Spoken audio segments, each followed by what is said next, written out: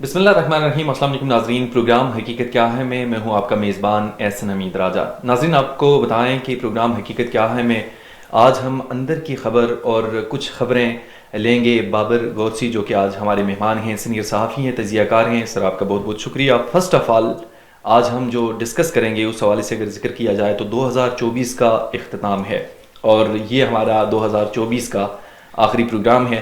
इस हवाले से कहिएगा, एक तो मुल्की जो खुशहाली के लिए, मुल्की तरक्की के लिए और बका के लिए जो हुआ वो कैसा रहा, और आने वाला जो साल है उस हवाले से क्या एक्सपेक्ट कर रहे हैं। क्या ऐसे ही चलता रहेगा निज़ाम, और ख़ास करके अगर आप देखें सियासी मफाहमत के हवाले से जो चीज़ें चल रही हैं, लाइक जो मुज़ाकरात वगैरह हो रहे हैं उस हवाले से, और इससे पहले जो 2024 में पूर्वी जो एक खींचातानी रही जिसकी वजह से अवाम ने बहुत ज़्यादा मुश्किलात झेलीं, क्या कहेंगे इस हवाले से? बहुत शुक्रिया हसन कि आपने मुझे प्रोग्राम में मदऊ किया। और आपके प्रोग्राम में देखता रहता हूँ, बड़े अच्छे होते हैं और हमेशा टू द पॉइंट होते हैं। और जो बात आपने की है 2024 के हवाले से, तो 2024 की जब हम बात करते हैं तो ठीक है, यहाँ पे पाकिस्तान के ऊपर ज़रूर आपने देखा है मुश्किलात आई हैं, लेकिन वहाँ पे आपने देखा है सॉल्यूशंस भी बड़े निकले हैं।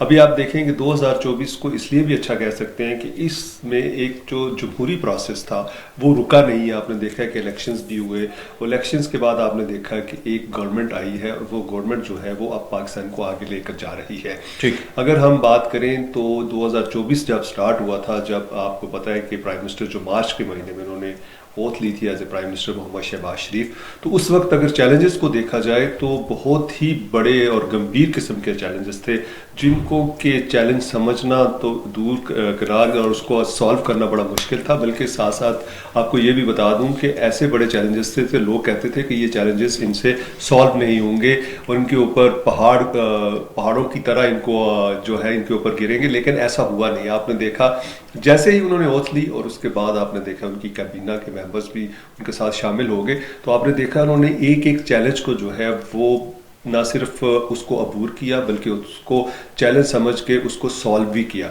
अभी आपको बताऊं कि सबसे बड़ा जो हमें चैलेंज था उस वक्त वो था इकोनॉमी का। और पाकिस्तान की इकोनॉमी के बारे में कहा जा रहा था कि पाकिस्तान जो है डिफॉल्ट सर्वाइव नहीं कर सकेगा, डिफॉल्ट होने जा रहा था। आपने देखा लेकिन प्राइम मिनिस्टर के विजन और साथ उनकी जो टीम है, और साथ साथ मैं उसका क्रेडिट जो है जनरल आसिम मुनीर को दूंगा कि वो सिपासलार शहबाज शरीफ के साथ पीछे तलाई जो कहते हैं दीवार की तरह जो है वो सीसा पिलाई दीवार की तरह खड़े रहे, और उन्होंने कहा कि जो जो डिसीजन प्राइम मिनिस्टर करेंगे हम उनका साथ देंगे। आपने देखा है कि IMF के साथ जब आपकी डील हो गई तो उसके बाद आपने देखा है कि पाकिस्तान के जो इकोनॉमिक इशारे थे वो आपने देखा है कि मस्बत होना शुरू हो गए। आप देखेंगे जब आपको मैं थोड़ा सा याद कराऊंगा, जब 2013 में मोहम्मद शहबाज शरीफ जो है शहबाज शरीफ कह रहा हूँ मोहम्मद नवाज शरीफ जब वजीर आजम बने, तो उस वक्त जो इकोनॉमी की हालत थी वो आपके सामने थी।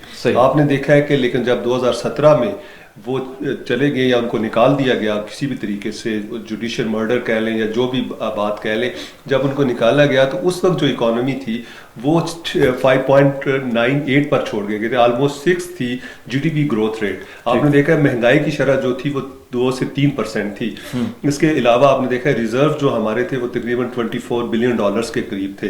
फिर आपने देखा है कि जो अनएम्प्लॉयमेंट रेट था वो भी बहुत कम था, और उसके साथ साथ आप देखेंगे जो हमारा सबसे बड़ा था जो GDP टू ग्रोथ रेट जो होती है, GDP की जो शरह थी टूवर्ड्स एग्रीकल्चर सेक्टर, वो तकरीबन उस वक्त जो थी वो 37% थी। तो आप देख लें कि ये तमाम इशारे जो थे मस्बत थे, इंडस्ट्री जो थी वो फ्लरिश कर रही थी, हमारा जो डिप्लोमेटिक रिलेशन है दुनिया के साथ वो बेहतर हो रहे थे। लेकिन 2018 आया, आपने देखा कि एक ऐसी हुकूमत आ गई, एक शख्स को जो है वजीर आजम बनाया गया, जिसकी वजह से आपने देखा उन्होंने आकर जो है वो क्रिकेट की तरह उसको जो है वो समझा पाकिस्तान को, और उसके ऊपर उन्होंने काम करना शुरू कर दिया। और आपने देखा है कि उस 3 साल के अंदर अंदर आपके माशी इशारे जो ग्रोथ रेट थी 6 से वो 1.6 पे आ गई, यानी कि 4 नीचे गिर के। आपने देखा है महंगाई की शरह 40 से ऊपर चली गई। आपने देखा है कि करप्शन का जो इंडेक्स था वो बढ़ गया, इंटरनेशनल जो रिलेशंस थे वो हमारे जो है दुनिया के साथ खराब होना शुरू हो गए। लेकिन अब 2024 की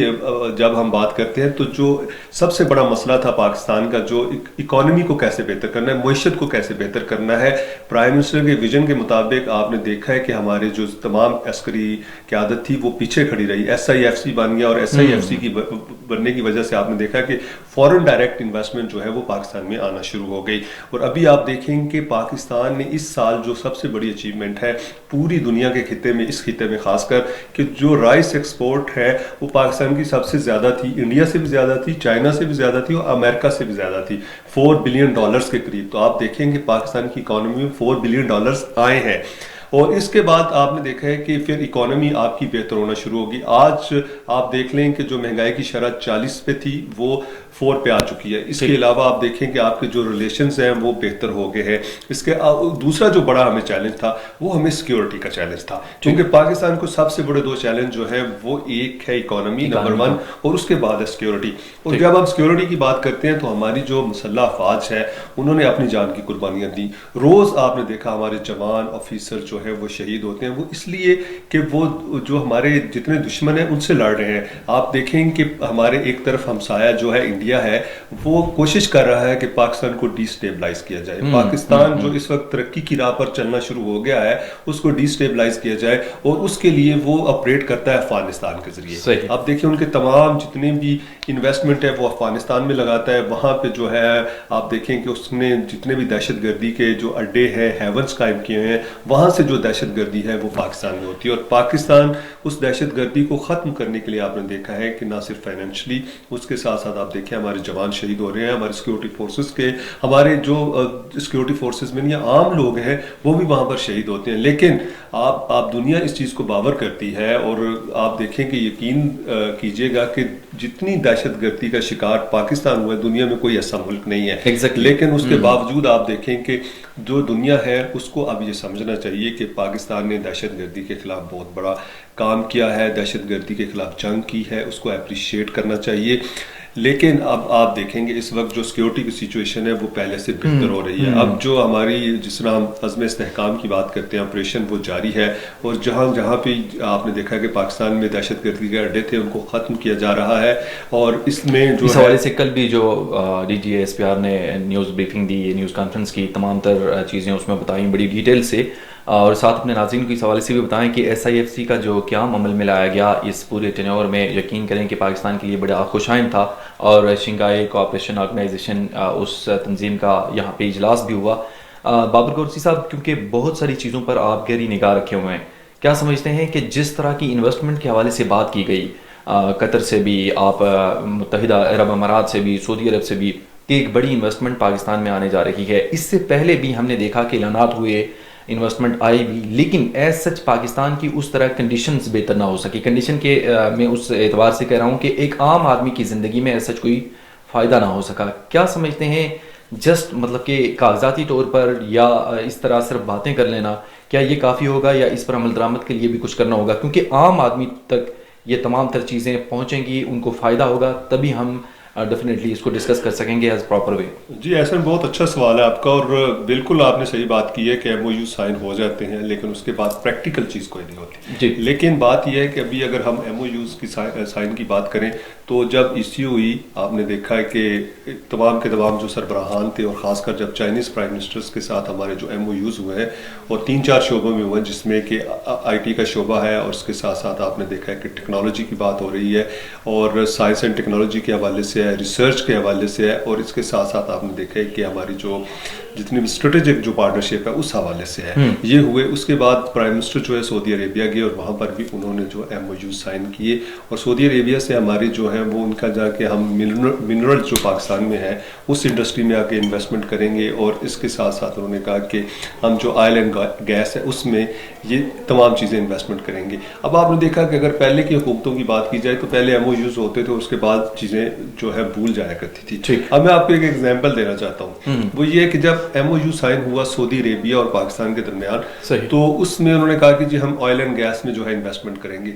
सऊदी अरेबिया की जो कंपनी है अरामको और गो ने मिलकर अब पाकिस्तान में तकरीबन 200 के करीब जो है फिलिंग स्टेशन, जिसे हम पेट्रोल स्टेशंस कहते हैं, वो उन्होंने अपना काम शुरू कर दिया है। इस्लामाबाद में भी है, लाहौर में भी है, कराची में शुरू कर दिया, दूसरे शहरों में भी करेंगे। अब ये देखें कि उनकी इतनी बड़ी पाकिस्तान में इन्वेस्टमेंट है जिससे ये हुआ है कि कम अज कम अब तकरीबन 20 से 25 हज़ार लोगों को इस कंपनी से रोजगार मिलेगा। जो भी जितने भी लोग जो फिलिंग स्टेशन पे काम करेंगे, उसके साथ वहाँ पे रेस्टोरेंट्स होंगे, उसके साथ वहाँ पे दूसरी एक्टिविटीज होगी, कारों से मुतालिक होगी, मैकेनिक्स होंगे।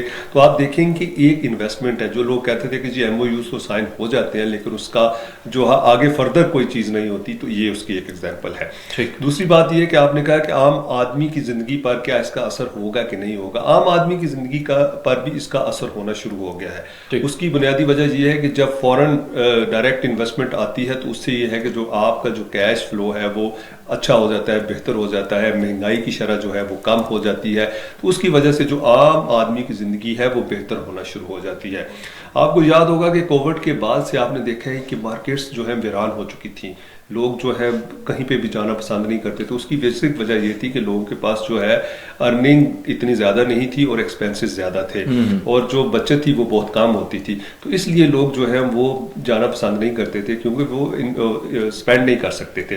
तो अभी आपने देखा है कि लोगों ने जो है बाहर निकलना शुरू हो गए हैं, रेस्टोरेंट पे जाना शुरू हो गए हैं। अगर आप शॉपिंग मॉल्स में देखें तो वहाँ पर जाते हैं, बहुत सी परचेज कर रहे हैं अपने लिए चीज़ें, शॉपिंग कर रहे हैं। तो इसलिए अब ओवरऑल जो है महंगाई की शरह कम होने से और फॉरेन डायरेक्ट इन्वेस्टमेंट आने की वजह से जो दोनों का आपस में एक रिलेशन है, उसकी वजह से आपने देखा है कि पाकिस्तान जो है वो इकोनॉमिकली बेहतर हो रहा है। मैं ये नहीं कहता कि बिल्कुल बेहतर हो चुका है, लेकिन जो इंडिकेटर्स हैं, जो इकोनॉमिक इंडिकेटर्स हैं, वो बेहतर होना शुरू हो गए। आप देखेंगे जितने भी फाइनेंशियल इंस्टीट्यूशंस है, IMF है, वर्ल्ड बैंक है, एशियन डेवलपमेंट बैंक है, वॉल स्ट्रीट जर्नल है, इसी तरह वाशिंगटन पोस्ट है, जे मोनील है, जायका है, ये तमाम इनकी जो आप देखिए फिच है, मूडीज है, इनकी रिपोर्ट्स ये कह रही हैं कि पाकिस्तान की इकोनॉमी जो है वो बेहतर होना शुरू हो गई, उसके मुआशी इशारे बेहतर होना शुरू हो गए हैं। आपने देखा है कि अब जो हम सबसे बड़ा मसला था, हमें जो टैक्स जो है कलेक्शन, उस हवाले से सबसे बड़ा मसला था। आपने देखा है कि उसमें भी पहले से बेहतरी आई है, उसमें भी जिद्दत लेके आ रहे हैं, उसको भी कंप्यूटराइज कर रहे हैं ताकि डाटा जो है पता हो कि इसमें आप कंप्यूटर के अलावा कोई भी गलती नहीं हो सकती। क्योंकि गलती हमेशा जो है इंसानी तौर पे गलती हो सकती है, मशीन गलती नहीं करती। तो इसलिए तमाम डिजिटलाइजेशन हो रही है, तो जिससे आप देखेंगे कि करप्शन भी रुकेगी और जब करप्शन रुकेगी तो फिर आम आदमी की जिंदगी पर ज़्यादा इम्पैक्ट आएगा। अभी आप देखें हुकूमत कोशिश कर रही है कि जो बेरोज़गारी की शरह है उसको कम किया जाए और नए से नए मौके कायम किए जाए। और हमेशा जो मुल्क तरक्की करते हैं वहाँ पे बिजनेस जो एक्टिविटीज हैं वो डेवलप की जाती हैं। कभी भी जॉब देने से किसी मुल्क की तरक्की नहीं होती। तरक्की हमेशा होती है कि जब आप या तो फॉरेन रेमिटेंसेस आ रही हूँ तब आपकी तरक्की होती है, या फिर ये होता है कि जब आपका बिजनेस फ्लरिश कर रहा हो और खासकर एक्सपोर्ट कर रहे हो आप चीज़ें, तो फिर डॉलर का जो है आपके मुल्क में डॉलर आता है, तो डॉलर की वजह से जो आप पता है इंटरनेशनल करेंसी है, तो उसकी वजह से फिर ये होता है कि आपकी जो करेंसी है उसकी वैल्यू बढ़ती है और जब वैल्यू बढ़ती है तो आपकी परचेजिंग पावर भी बढ़ जाती है। तो उसकी वजह से फिर लोग जो है वो खुशहाल होना शुरू हो जाते हैं। अच्छा बाबर साहब, इस हवाले से भी मैं आपसे लाजमी पूछूंगा। एक तो हमने बात की 2018 के बाद की, और जो 4 साल कह सकते हैं कि दौर इमरान खान का, तो वो तो अपने बड़े गुण गाते हैं इस हवाले से, डेफिनेटली ओपोजिशन भी कर रहे हैं। और जो अभी हम देखें, अगर थोड़ा सा इस हवाले से मुवाजना किया जाए, एक इम्यूनिटीज़ के हवाले से अगर देखा जाए, तो अभी सुप्रीम कोर्ट के जजेस की जिस तरह मराद बढ़ाई गई, साथ आप पंजाब असम्बली में देख रहे हैं वहाँ पे जिस तरह मराद बढ़ाई गई, और साथ उनकी जो पैकेजेस हैं उसमें इतना बड़ा इजाफा किया गया, क्या ये आम आदमी पर बोझ नहीं है? क्योंकि इससे पहले भी वज़ीर-ए-आज़म ने बारहा कहा कि हम इन तमाम तर चीज़ों को कम करेंगे, कम करने के बजाय इसे मज़ीद इंक्रीज़ किया जा रहा है। अभी जो सिचुएशन है इसमें कम अज़ कम इन चीज़ों को ऐसे ही रहने देना ज़्यादा बेहतर नहीं था? अच्छा, बात आपकी किसी हद तक ठीक है, लेकिन मैं जो अपना ज़ाती तौर पर ये समझता हूँ, ठीक, मेरी अपनी एक ज़ाती राय है, वो ये है कि जो मेंबर असम्बली है और जो कौमी असम्बली का मेंबर है या प्रोविंशियल असम्बली का, सूबाई असम्बली का मेंबर है, सेनेटर्स हैं, ये देखें पॉलिटिशियंस के ऊपर बहुत से करप्शन के इल्ज़ाम लगते हैं, और करप्शन हमेशा उस वक्त की जाती है जब आपके पास रिसोर्सेज नहीं होते। तो आपने बहुत सी चीज़ों को पूरा करने के लिए आप फिर इलीगल मींस के ज़रिए जो है उन चीज़ों को पूरा करते हैं। अगर आप देखें, आपकी मेंबर असम्बली की जो तनख्वाह है वो बेहतर होगी, उसके पास गाड़ी होगी, उसके पास पेट्रोल होगा, तो वो इखलाकी तौर पर इस चीज का बाउंड हो जाएगा कि मैंने जो है गलत काम नहीं करना। लेकिन मेरे अपने जाती ख्याल में ये एक अच्छा इकदाम है। तनख्वाहें होनी चाहिए कि पूरी दुनिया में आप देख लें कि वेस्ट में आप देख लें, यूरोपियन असम्बली की आप देख लें, आप यूके असम्बली को देख लें, आप इसी तरह यूएसए के जितने मेंबर पार्लियामेंट हैं और कांग्रेस के हैं, अपर हाउस के हैं, उनकी आप बात देख लें। इसी तरह आपके साया मुल्क इंडिया है, वहां पे देख लें तमाम जो जितने पार्लियामेंटेरियंस हैं उनकी तनख्वाहें बहुत अच्छी हैं। अभी जो उन्होंने तनख्वाह की है, मैं तो कहता हूं कि तमाम असम्बलीज की तनख्वाह जो है एक बराबर होनी चाहिए और कौमी असम्बली के मेंबरान की तनख्वाह जो है वो बढ़नी चाहिए और सेनेटर्स की भी होनी चाहिए। उससे ये होगा कि कम से कम जो करप्शन है वो कम हो जाएगी। तो इसलिए एक तरफ तो ठीक है आपकी बात कि जी मराआत में इजाफा हो गया है, असम्बलियां जो मेंबर्स हैं, लेकिन अगर आप देखें तो 2 से 3 हज़ार लोग नहीं है पूरी असम्बलियों में, सूबाई असम्बली के भी ये भी डाल के और आप सेनेटर्स डाल लें, कौमी असम्बली के रुकन डाल लें, तो 22-24 करोड़ का हमारा मुल्क है। उससे ज्यादा तो हमारी जो मराआत है वो इशराफिया ले रही है। इशराफिया में हम उसको शामिल करते हैं ब्यूरोक्रेसी को। अभी आप देखेंगे ब्यूरोक्रेट्स जो हैं उनके पास जो फील्ड में उनके पास गाड़ी भी है, अनलिमिटेड पेट्रोल भी है, एक गाड़ी नहीं है, तकरीबन 2-2, 3-3 है, लेकिन उनको एक गाड़ी यूज कर सकते हैं, लेकिन बहुत सी गाड़ियां यूज करते हैं। तो वो तो लाखों में है। असल तवज्जो तो हुकूमत को उनके ऊपर देनी चाहिए कि जो फील्ड में है, यानी फील्ड वाले को तो गाड़ी देनी चाहिए, लेकिन एक गाड़ी हो, लेकिन जो दूसरे ऑफिसर्स हैं उनको गाड़ी नहीं देनी चाहिए। उनको ये होना चाहिए कि जितने भी प्रिविलेज पर्क्स हैं, आपकी तनख्वाह ये होगी, अपनी गाड़ी का आप खुद इस्तेमाल करें, पेट्रोल का आप इस्तेमाल करें, आपको जहां पे भी जाना है पिक एंड ड्रॉप की फैसिलिटी जो है वो आप अपनी जाती तौर पर जाएं और उससे बिल बना के आप ले लें। लेकिन पार्लियामेंटेरियन जो है कानून साजी भी करता है। अच्छा, डेवलपमेंट भी पार्लियामेंटेरियन ने करनी है हमारे जैसे मुल्क में, अंडर डेवलप कंट्रीज में। इसके अलावा लोगों के मसाइल भी उसने हल करने हैं। इसके अलावा जब कोई पॉलिटिकल आप देखें क्राइसिस आ जाते हैं तब भी पॉलिटिशियन उसको जो है हल करता है। हाँ। तो इसलिए मैं ये समझता हूँ कि पॉलिटिशियंस की जो तनख्वाहें हैं वो बेहतर होनी चाहिए, उनकी इमरात बेहतर होनी चाहिए, उनको रहने के लिए बेहतर चीज़ देनी चाहिए, ताकि वो मेंटली और फिजिकली फिट रहेंगे। तो जब वो कानून साजी भी बेहतर करेंगे, वो पढ़ के भी आएंगे, उनका कंपटीशन भी होगा। अगर कुछ लोग उस पर तनकीद करते हैं, ठीक है, आप देखें, लेकिन अगर आप उसको कैलकुलेट करें तो कोई इतना बड़ा बजट नहीं है। इससे अलावा आपने देखा है कि बहुत सा बजट जो है कोलैप्स हो जाता है, उसके बारे में कोई नहीं सोचता।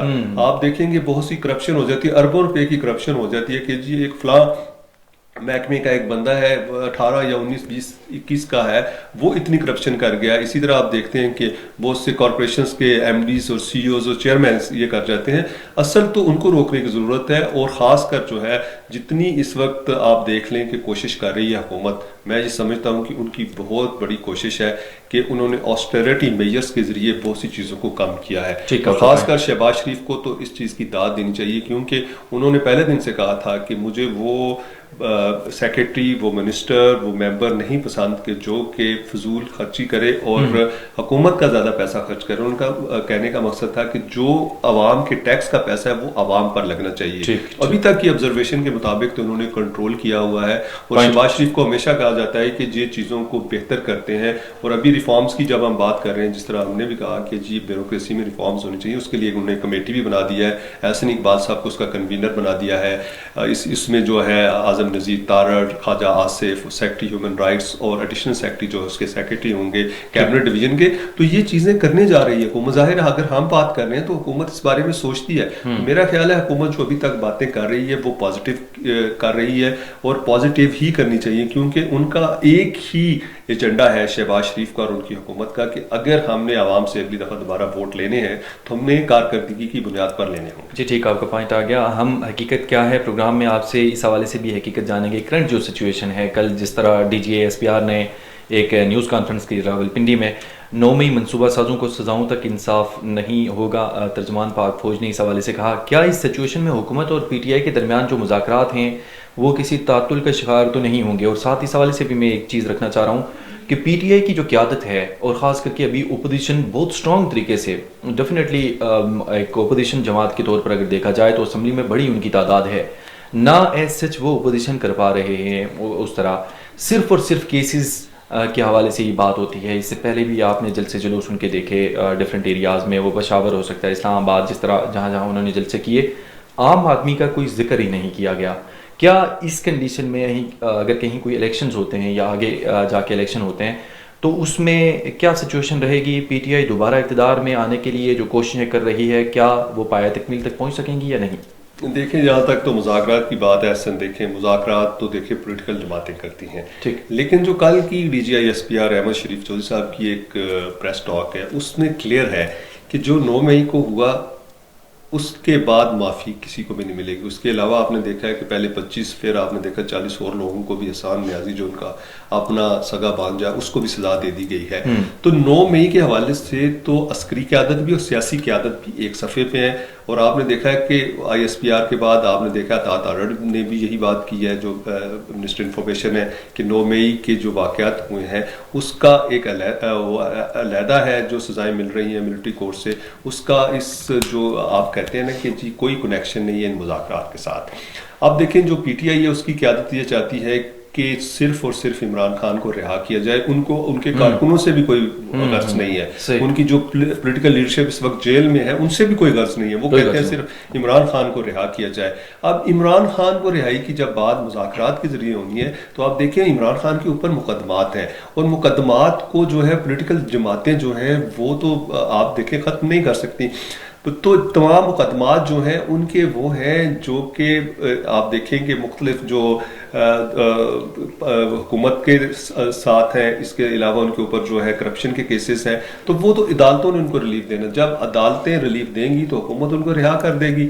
अब जहाँ तक बात है मुज़ाकरात की, तो हुकूमत ये चाह रही है कि जो भी आपके मसाइल हैं या जो आपके TORs जिसके तहत वो ये मुज़ाकराती कमेटी के वो जो भी TORs बनेंगे, जहाँ उनकी जो भी डिमांड्स होगी वो आप हमारे सामने रखें, हम उसको डिस्कस करेंगे और फिर जो है मुज़ाकरात जो है 2 जनवरी से आगे ये स्टार्ट किए जाएंगे। अब बात यह है कि मुज़ाकरात के ऊपर तो इफेक्ट आना है, उसकी वजह यह है कि मुज़ाकरात की जितनी भी बात अगर की जाए तो हुकूमत ये चाहती है कि पहले जो 9 मई है उसके ऊपर जो बानी तहरीक हैं वो अपनी स्टेटमेंट दें और कहें कि जी 9 मई हुआ, हम उसकी माफ़ी मांगते हैं, उसके बाद मुज़ाकरात होंगे। अब देखें, अगर 9 मई की माफ़ी मांग लेते हैं बानी तहरीक और तमाम जितनी भी इनकी लीडरशिप है, तो मेरा ख्याल है फिर अस्करी क़यादत भी इसके बारे में सोचेगी और पॉलिटिकल जमातें भी जो है वो इसके बारे में सोचेंगी। अब आपने बात की है कि जी वो आम आदमी का क्यों नहीं सोच रहे, देखिए उनको अपनी पॉलिटिकल लीडरशिप से कोई गर्ज नहीं है, आम आदमी तो उनके लिए कोई हैसियत नहीं रखता। अभी आप देखेंगे उनकी हुकूमत तीसरा टेन्योर है उनका KPK असम्बली में। मुझे आप एक बात बताएं कि KP असम्बली ने अभी तक कौन सा ऐसा लॉ बनाया है और इसके अलावा डेवलपमेंट में क्या किया है? आप बताएं कि कोई KP में जदीद हॉस्पिटल बन गया, कोई यूनिवर्सिटीज बन गई, आपने देखा कोई स्कूल्स बन गए, जिस तरह पनप रही है। आप देखें कि दहशतगर्दी के हवाले से जब हम करते हैं सबसे ज्यादा जो मुतासिर होने वाला सूबा है वो KPK है, लेकिन अगर आप दूसरे सूबों के साथ उसका कंपैरिजन करें तो सबसे ज्यादा खुशहाल सूबा भी वही है। उसकी बुनियादी वजह है कि वहां पे नेचुरल रिसोर्सेज बहुत है।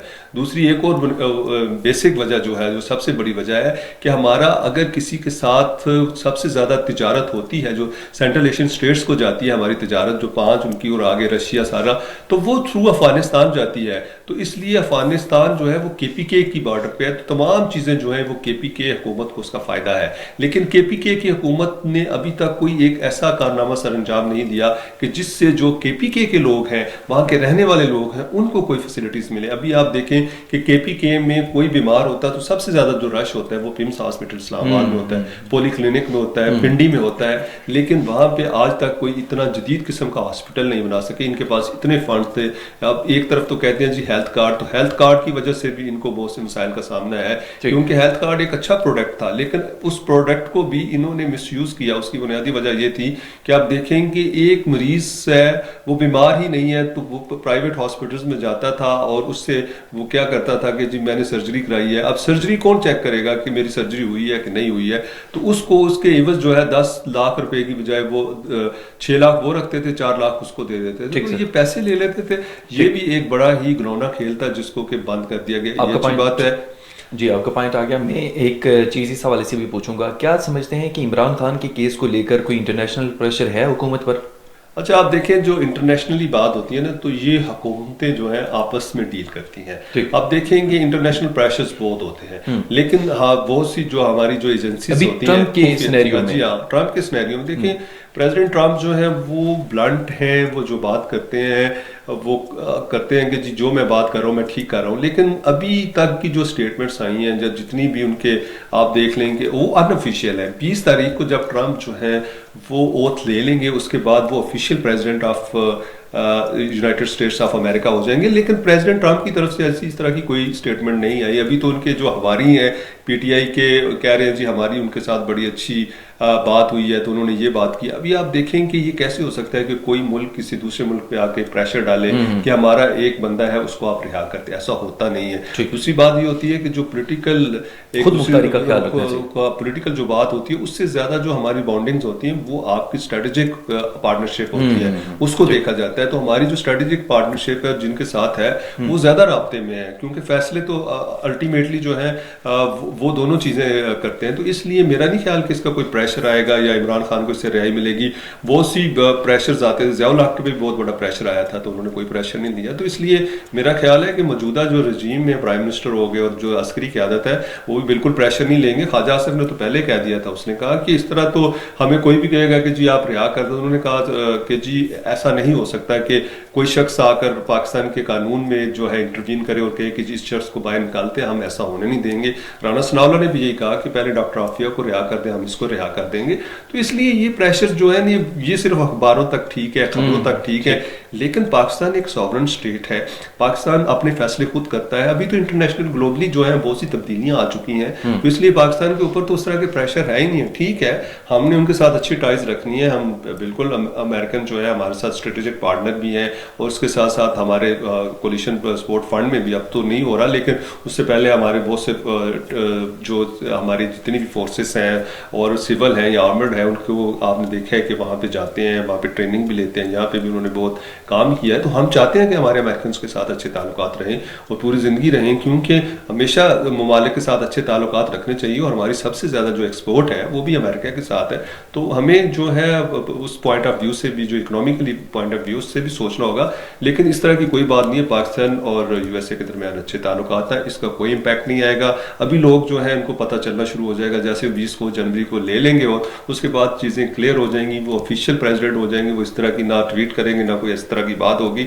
तो जो लोगों के जहनों में एक चीज़ है कि जी पता नहीं प्रेसिडेंट आ गए तो कल ही रिहा हो जाएगा, ऐसी बिल्कुल कोई बात नहीं। बिल्कुल ऐसी कोई बात नहीं। और हम अपने आखिरी क्वेश्चन की जानिब बढ़ेंगे। और तीसरे हफ्ते भी महंगाई में इजाफा हुआ है, 17 अशिया की कीमतें बढ़ गई हैं और हुकूमत तो इस हवाले से कह रही है कि महंगाई कम हो रही है, लेकिन एज सच आवाम तक इसका कोई भी फ़ायदा नहीं पहुंच रहा।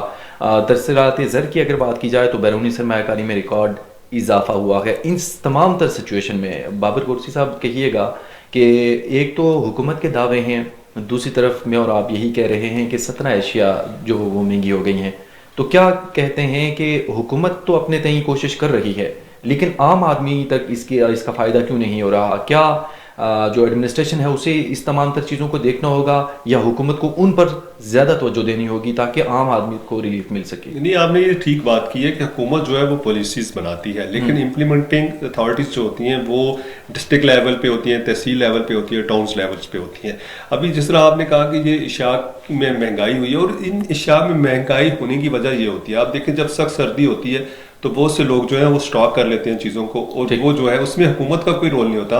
हुकूमत ये ज़रूर कर सकती है कि उसके डिप्टी कमिश्नर्स, असिस्टेंट कमिश्नर्स, इस तरह टाउन्स के जो इंचार्ज हैं उनको कहे, कमिश्नर्स को कहे, उनको डायरेक्शंस दे कि ये चीज़ें जो ब्लैक हो रही हैं, ब्लैक मार्केट है, उसको ख़त्म करे। आप देखेंगे हुकूमत की तरफ से तो फुली रिलीफ है हर तरह से, उसके ऊपर तो आप देखें वो सब्सिडी भी दे रहे हैं, टारगेटेड सब्सिडी भी दे रहे हैं। लेकिन बात यह है कि जो माफियाज हैं, कार्टल्स हैं, उनको तोड़ने की ज़रूरत है, और उसको जाहिर है हुकूमत एक पॉलिसी बनाती है और उसके बाद जो है इम्प्लीमेंटिंग जो अथॉरिटीज है, जो डिस्ट्रिक्ट एडमिनिस्ट्रेशन है, ये तो उनकी नालायकी है कि ये बात हो गई है। इसके बावजूद कि आपने देखा कि रेमिटेंसेज में इजाफा हुआ, उसकी बुनियादी वजह यह है कि जो हमारे जितने ओवरसीज पाकिस्तानी हैं वो वहाँ गए इसीलिए हैं, वहाँ पे सेटल्ड इसीलिए हुए हैं कि वो अपनी जो यहाँ पे फैमिलीज रह रही हैं उनको सपोर्ट कर सकें, ताकि उनके बच्चे अच्छे स्कूल्स और कॉलेजेस में पढ़ें, तो अगर कोई बीमार हो जाते हैं तो अच्छे हॉस्पिटल्स में उनका इलाज हो जाए, और वो अच्छे टाउन्स में रहें, अच्छी जगहों पे रहें जहाँ पे उनकी तरबियत है वो बेहतर हो जाए। तो वो अपनी जो सारी